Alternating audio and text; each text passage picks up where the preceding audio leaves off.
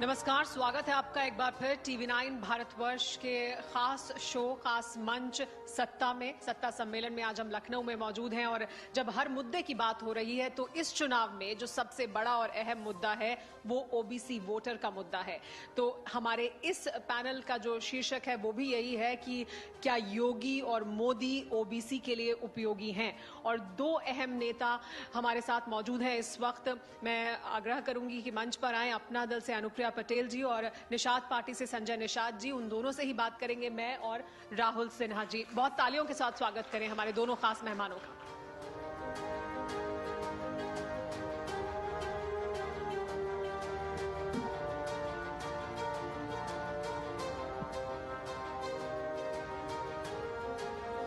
अनुप्रिया पटेल जी, आपसे मेरा एक सवाल ये कि हम क्योंकि इस मुद्दे पर बात भी कर रहे हैं और इसकी बहुत चर्चा भी है और पिछले कई सालों से होती रही और इस चुनाव में और बहुत ज्यादा प्रमुखता से हो रही है, क्या आपके मुताबिक प्रमुख वजह है कि ओबीसी वोटर का प्रतिनिधित्व करने वाली पार्टियां, उनकी अहमियत इतनी ज्यादा बढ़ गई है? क्यों? उसकी क्या वजह है? ओबीसी वोटर का जहां तक उत्तर प्रदेश की राजनीति में सवाल है तो मैं कुछ बातें कहना चाहती हूं। सबसे पहले तो मेरी आपत्ति इस विषय से है कि ओबीसी वोटर की बात चुनाव के ठीक पहले ही क्यों की जाती है। उत्तर प्रदेश की आबादी का 50% से ज्यादा ओबीसी वोटर है, तो निश्चित रूप से ओबीसी वोटर की एक बहुत महत्वपूर्ण भूमिका है। और अगर आप प्रदेश का राजनीतिक इतिहास देखें तो जिधर ओबीसी वोटर रहा है, राजनीतिक दलों को सत्ता नसीब हुई है। लेकिन ओबीसी के हितों की बात निरंतर 5 साल होनी चाहिए। मैं आपके चैनल से भी आग्रह करूंगी कि जो सवाल आज आप उठा रहे हैं चुनाव के वक्त, और तमाम चैनल्स को मैं देख रही हूं कि इस वक्त ये सवाल उठाया जा रहा है, तो ये सवाल 5 साल आप उठाइए तो उत्तर प्रदेश की आबादी का इतना बड़ा हिस्सा जो 50% से ज्यादा ओबीसी का है, उनके हक में शायद सरकारें और जागेंगी और ज्यादा काम करेंगी। और जो दल आज ये सवाल उठा रहे हैं उनको भी मैं ये कहना चाहती हूं कि इस वक्त आप ये सवाल क्यों उठा रहे हैं। और आप पिछड़ों की नुमाइंदगी करने का दावा करते हैं। आपका तो इतिहास है, आपने उत्तर प्रदेश में सत्ता संभाली है, आपको कई बार मौका मिला है और इन्हीं पिछड़ों की वजह से मिला है। और लोगों ने भी आपको वोट किया है, लेकिन पिछड़ों के संख्या बल को देखते हुए आपको यदि उत्तर प्रदेश के अंदर सरकार बनाने का अवसर मिला तो पिछड़ों की एक महत्वपूर्ण भूमिका रही। तो क्या आपने तब पिछड़ों का इतना ख्याल रखा? और पिछड़ों के हक में आपने इतने टेन्योर जो निकाले, आपकी क्या उपलब्धियां आप गिनाइए। हमने तो बहुत उदाहरण दिए। मेरे साथ डॉक्टर संजय निषाद जी बैठे हुए हैं, उन्होंने एक उदाहरण दिया कि ओबीसी कमीशन को संवैधानिक दर्जा प्रदान किया गया और उसके लिए हमने कॉन्स्टिट्यूशनल अमेंडमेंट किया। ये मांग नई नहीं है, पुरानी है, कई वर्षों तक संसद के अंदर मांग होती रही, लेकिन इस दिशा में काम किया। तो हमारे पास तो उदाहरण है, आपके पास उपलब्धियां, आप गिनाइए। लेकिन अनुप्रिया जी, ये क्या एक ही दल करता है या ये सभी दल करते हैं? क्योंकि हम देखते हैं कि चुनाव आने से पहले मंत्रिमंडल में फेरबदल किया जाता है, प्रतिनिधित्व बढ़ जाता है, आपको बहुत समय के बाद उसमें जगह दी गई। तो ये चुनाव के पहले ही क्यों होता है? ये तो राजनीतिक दलों से भी पूछा जाना चाहिए। क्या सिर्फ एक राजनीतिक दल मलाई काट रहे हैं ओबीसी वोटर के सहारे, या सब यही कर रहे हैं? मैंने इसीलिए इस विषय को आपसे कहा कि आपके चैनल से मैं अनुरोध करूंगी कि आप ओबीसी के हक की बात और हक के उनके सवाल जो हैं उसे पूरा 5 साल उठाइए, तो तमाम राजनीतिक दलों को यह एहसास होगा कि सिर्फ चुनाव के समय आप ओबीसी की बात नहीं कर सकते। आपको ओबीसी की बात करनी है, आप ओबीसी के वोट पर सरकार बनाने में कामयाब हुए हैं, 5 साल आपको उनके लिए काम करना है। ये सब पे लागू होता है। तो फिर तो ये ओबीसी लोगों का प्रतिनिधित्व करने वाली पार्टियों से भी पूछा जाएगा कि आप भी 5 साल सड़क पर उतरकर ओबीसी मुद्दों पर संघर्ष करिए। बिल्कुल, आप करेंगे तो हम दिखाएंगे। बिल्कुल, मैंने इसीलिए तो आपसे कहा कि जो दल आज ये सवाल उठा रहे हैं उनसे भी हम कहना चाहते हैं कि आपने एक बार नहीं, अनेक बार उत्तर प्रदेश की सत्ता संभाली है। आपके पास तो पूरा रिकॉर्ड होना चाहिए। आप अपनी उपलब्धियां गिनाइए। आप ओबीसी का प्रतिनिधित्व करते हैं, आपने क्या किया ओबीसी के कल्याण के लिए? आपके पास बहुत कुछ होना चाहिए। मुझे लगता है लंबी फहरिस्त होगी गिनाने के लिए, कि हम तो सुनते सुनते थक जाएंगे, इतना कुछ आपने किया होगा। तो इस सवाल का भी जवाब देना चाहिए। अनुप्रिया जी, क्या आप ये सवाल संजय निषाद जी से पूछ रही हैं कि इलेक्शन पास आए तो उन्हें फिर निषादों के आरक्षण की अचानक याद आ गई? देखिए, संजय जी हमारे सहयोगी हैं। आज हमारे गठबंधन में संजय जी शामिल हुए हैं, एक लंबा संघर्ष करके यहाँ तक पहुंचे हैं। और भारतीय जनता पार्टी के साथ जब वो आए हैं तो निश्चित रूप से जिस समाज के लिए उन्होंने संघर्ष किया है उसके हितों से जुड़े हुए विषयों को तो वो रखेंगे ही। वैचारिक विषयों को लेकर ही कोई दो दल आगे बढ़ते हैं। अपना दल भी आज भारतीय जनता पार्टी के साथ आया है तो कुछ मुद्दों पर हम आए हैं। तो संजय जी के भी अपने विषय हैं और उनको पूरी स्वतंत्रता है और रखना भी चाहिए, राष्ट्रीय अध्यक्ष हैं वो। अनुप्रिया जी, आपसे और संजय जी आपसे दो सवाल, मतलब सबसे ज्यादा महत्वपूर्ण इस वक्त पूरे यूपी इलेक्शन के वो है। हर कोई जानना चाहता है 10 तारीख को जो होगा वो होगा, लिस्ट का क्या होगा, लिस्ट कब आने वाली है, सीटों का क्या होगा? देखिए, जहां तक मेरी पार्टी अपना दल की बात है तो हमारी कई दिनों से बातचीत चल रही है और हर सीट पे हम लोग चर्चा कर रहे हैं। पार्टी की अपनी अपेक्षाएं हैं, उसके अनुरूप एक सूची हमने तय की है। कुछ सीटों पर हमारी सहमति बन गई है, लेकिन कुछ सीटों पर अभी भी चर्चा चल रही है, इसलिए हम समय आने पर उसको भी स्पष्ट कर देंगे, क्योंकि इस सीटों का मसला बहुत पेचीदा होता है। बस ऐसा नहीं है कि हमने एक लिस्ट शेयर की, उन्होंने एक लिस्ट शेयर की और हो गया। हमें एक एक सीट के इक्वेशंस को डिस्कस करना पड़ता है, वो टाइम टेकिंग होता है और जाहिर सी बात है कि दो दल हैं, दोनों के कार्यकर्ता हैं, सबकी अपेक्षाएं हैं, तो उसके बीच में एक संतुलन बनाने का जो काम होता है वो दोनों दलों को करना पड़ता है, इसलिए उसमें समय लगता है। तो थोड़ा और समय लगेगा, हम सीटों की संख्या स्पष्ट करेंगे। पर पहले से ज्यादा सीटों पे आप लड़ेंगे इस बार चुनाव? बिल्कुल, उसमें तो कोई संदेह ही नहीं है। कितनी ज्यादा? ये जब हम संख्या आपके सामने रखेंगे तो आप देखेंगे अपना दल का एक बड़ा हुआ आकार भी आपको दिखाई पड़ेगा। अनुप्रिया जी, ओबीसी जनगणना को लेकर के बीजेपी क्या कह रही है आपसे? आप लोग कहते रहे हैं जातिगत जनगणना की बात उठती रही है, बीजेपी की पॉलिटिक्स को सूट नहीं करती है जातिगत जनगणना, आप उसके सहयोगी हैं, हो पाएगा ये? देखिए, ऐसा है, बहुत सारे ऐसे विषय हैं जो शायद पहले भारतीय जनता पार्टी ने कभी नहीं किया, लेकिन पहले भी भारतीय जनता पार्टी की सरकार रही, लेकिन आज के दौर की जो भारतीय जनता पार्टी है उसने वो ऐसे निर्णय किए जो पहले कभी नहीं हुए थे। तो ऐसा नहीं है, किसी विषय को हम सिर्फ ये सोचकर नहीं मान के बैठ सकते हैं कि आज यदि उस विषय पर सहमति नहीं है तो भविष्य में कभी उस विषय पर सहमति नहीं हो सकती। निश्चित रूप से अपना दल कास्ट सेंसस का समर्थक है और हमारा ये मानना है कि 1931 के बाद हमने देश में कास्ट सेंसस नहीं किया और देश के अंदर यदि हमारे सोशल फैब्रिक का आधार ही जातीय व्यवस्था है तो उसे हम नकार भी नहीं सकते। और इसलिए अगर विभिन्न जातियां उपजातियां जो भारत के समाज में रहती हैं, यदि हम उनकी गणना करें तो ऐसा ये पूरी तरीके से व्यापक समाज हित में है और सरकारों के पास भी प्रामाणिक आंकड़े आएंगे तो मुझे लगता है कि तमाम जो सरकार योजनाएं चलाती है उनका बेहतर तरीके से क्रियान्वयन भी होगा। आपके हिसाब से तो ठीक है, पर बीजेपी की जो राजनीति है उसमें अगर वो ये करते हैं तो उनको पता है कि उनका जो जनरल कास्ट वाला वोटर है वो उनसे छिटक जाएगा, दूर हो जाएगा, इसलिए वो बार बार बच रहे हैं। जैसा दबाव आप लोग सीट के लिए बना रहे हैं वैसा दबाव क्या जातिगत जनगणना के लिए बना पाएंगे?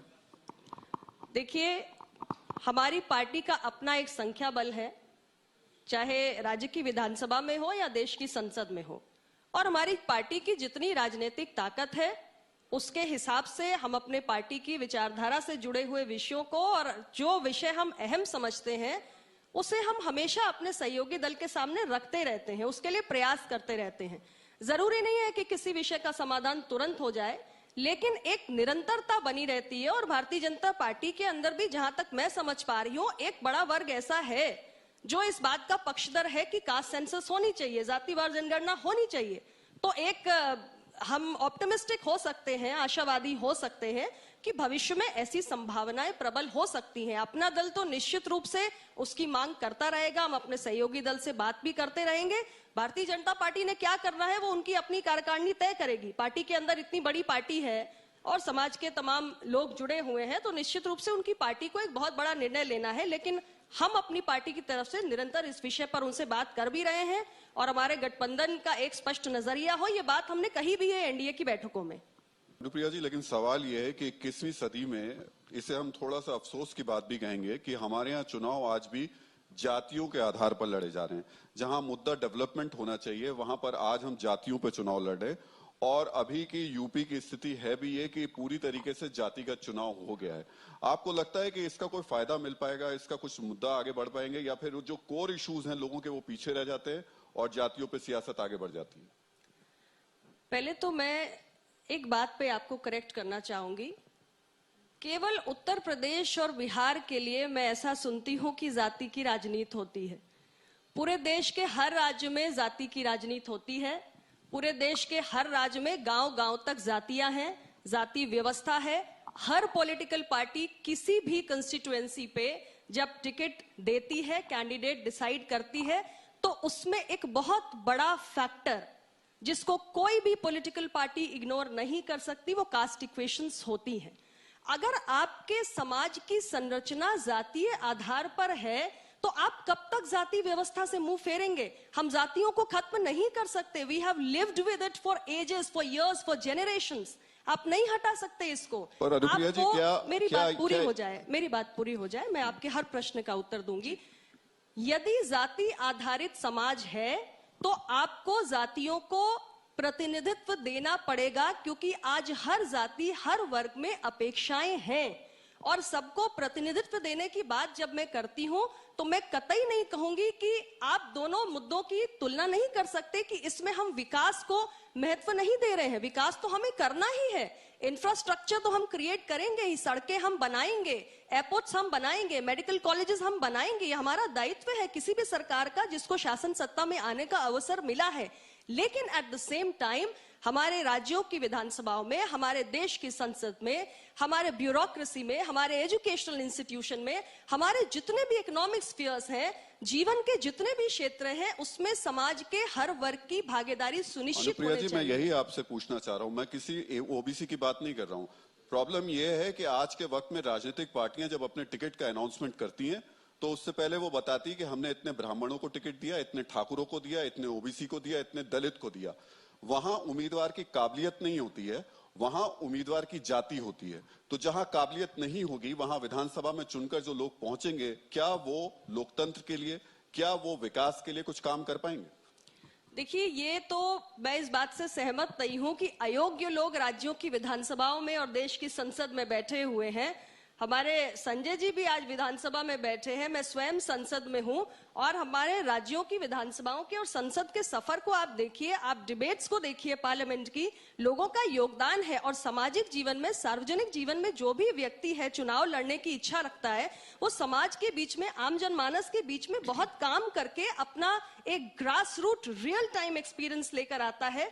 और ऐसे व्यक्तियों के योगदान से हम बेहतर योजनाओं का निर्माण भी कर पाते हैं। सार्वजनिक जीवन में रहना अपने आप में एक बहुत बड़ी लर्निंग एक्सपीरियंस होती है, इसको कभी डिनाई नहीं किया जा सकता। और राजनीतिक पार्टियां ये बताती हैं, क्योंकि उन्हें भी ये दिखाना है और ये मैसेज देना है कि हम सर्वसमावेशी हैं, हम सबको प्रतिनिधित्व दे रहे हैं और सबको साथ में लेकर हम विकास का एक नया अध्याय प्रारंभ करने जा रहे हैं। लेकिन अनुप्रिया जी, जो राहुल भी पूछ रहे हैं वो ये कि ये हम कहां तक जाएंगे? मतलब ये अभी हमने पहले देखा कि यादवों की पॉलिटिक्स हुई, अब ओबीसी की पॉलिटिक्स हो रही है, उसमें भी फिर अलग अलग दल और अलग अलग गठबंधन हम देख रहे हैं। 7% को इतना मिलना चाहिए, 6% वाले को इतना मिलना चाहिए, 10% जिसका वोट बैंक है उसको ऐसे इतना मिलना चाहिए। तो ये कहाँ, सबको अपना अपना प्रतिनिधित्व चाहिए होगा, तो सबका साथ, सबका विकास, सबका विश्वास, फिर उसका क्या? सबके लिए क्यों नहीं?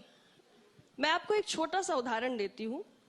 परिवार में अगर 4 बच्चे हैं, तो माता पिता अगर 4 बच्चों के साथ बराबरी नहीं करेंगे, तो मुझे लगता है कि वो परिवार के अंदर जो यूनिटी रहनी चाहिए, उसमें समस्या आएगी। आपको सभी के साथ न्याय करना पड़ता है, सबको प्रतिनिधित्व देना पड़ेगा। हम कभी भी अगर इस फिलॉसफी के साथ चलेंगे कि कुछ लोग ही आगे आए और एक बहुत बड़ा समाज पीछे रह जाए, तो हम इस देश को आगे लेकर नहीं जा सकते। हमें सबको प्रतिनिधित्व देना पड़ेगा, सबकी आवाज सुननी पड़ेगी। आप मुझे बताइए कि इस देश में क्षेत्रीय दलों का उदय क्यों हुआ? क्योंकि राष्ट्रीय दल, बहुत सारे ऐसे विषय होते हैं समाज की और विभिन्न वर्गों की, ऐसी बहुत सारी अपेक्षाएं होती हैं जिन पर राष्ट्रीय राजनीति कभी केंद्रित हो ही नहीं पाई। आपकी जो तो क्षेत्रीय दलों का जो उदय हुआ, वो भी इस कारण हुआ कि समाज के बहुत सारे वर्गों की ऐसी अपेक्षाएं हैं, ऐसी समस्याएं हैं, ऐसी आवश्यकताएं हैं, जिनको राष्ट्रीय राजनीति के केंद्र में लाना पड़ा, और वो आई और उनका समाधान भी हुआ। इसलिए हर वर्ग की अपेक्षाओं की पूर्ति का माध्यम और रास्ता तो हमें बनाना ही होगा। और आपकी जो अपेक्षाएं हैं, जो आपकी मांगे हैं, वो सारी पूरी होने वाली हैं, वो हमें जल्दी पता लग जाएगा। उसका कोई आंकड़ा अगर बता दें तो। देखिए, हमारी बातचीत चल रही है, मैंने पहले भी कहा, और अभी शायद मेरे लिए उचित नहीं होगा मैं किसी आंकड़े का जिक्र करूं, क्योंकि बातचीत अभी प्रोसेस में है और हम साथ में ही इसकी औपचारिक घोषणा लेकिन आप करेंगे। इतने पुराने सहयोगी हैं, इतनी बार आप साथ रह चुके हैं, फिर इतनी लंबी चर्चा चलने की क्या वजह है कि इतनी लंबी और इतनी दूर तक? क्योंकि हम जहां इस समय खड़े हैं अब चुनाव के माहौल में, उसमें तो सब लोग पूरी तैयारी के साथ मैदान में उतर चुके हैं, तो इसमें क्या ज्यादा समय नहीं लग गया और इसकी वजह क्या है?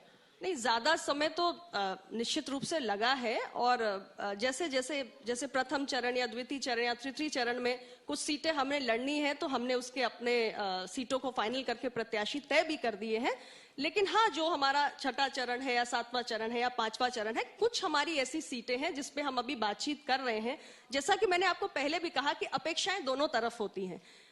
हमारे भारतीय जनता पार्टी के भी कार्यकर्ता होंगे जो शायद किसी एक सीट पर दावेदारी कर रहे होंगे, उन्होंने भी उस सीट पर 5 वर्ष, 2 साल, 3 साल तैयारी की होगी। अपना दल के भी कुछ हमारे कार्यकर्ता होंगे जिन्होंने भी तैयारी की होगी।